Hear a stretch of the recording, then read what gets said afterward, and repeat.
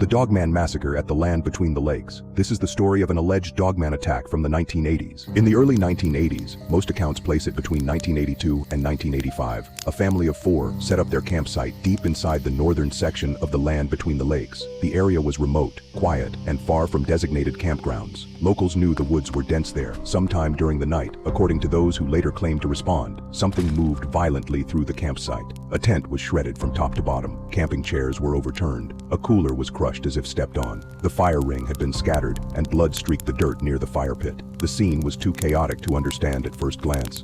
No signs of a struggle in one direction, no obvious tracks leading out. Search personnel called in the next morning described the forest as unnervingly silent when they arrived. One of the men who claimed to be first on scene later said, "Something powerful moved through here, and it wasn't done neatly." As they fanned out, they found the first body. The father lay against a tree several yards from the tent, partially upright, his torso torn open by deep parallel wounds. His neck was broken at an unnatural angle. His arms were positioned as though he had been lifted or struck with incredible force. A few yards further, they located the mother. Drag marks in the dirt led directly to her. Her throat had been ripped open in a clean, violent wound. Nothing like the ragged tearing of a bear or cougar. Large bite impressions overlapped deep slashes across her shoulder and back.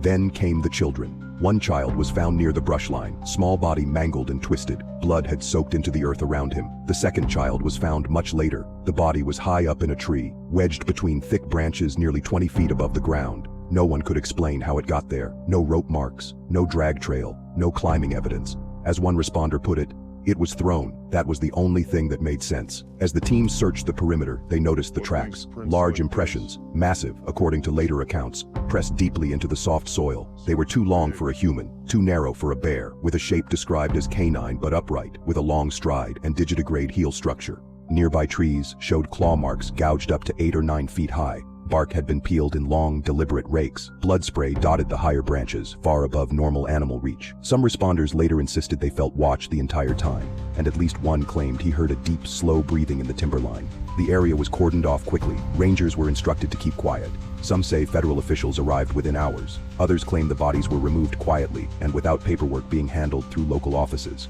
No public report was issued. No missing persons alert was tied to the family. No cause of death was ever disclosed. No species listed. No follow-up investigation. One retired ranger put it simplest: "After that, I stopped doing night shift. I didn't want to be out there when it got dark." Today, the exact campsite location is still debated, but most agree it was along one of the old service or homestead access roads on the north end of LBL. Places now overgrown, quiet, and seldom visited.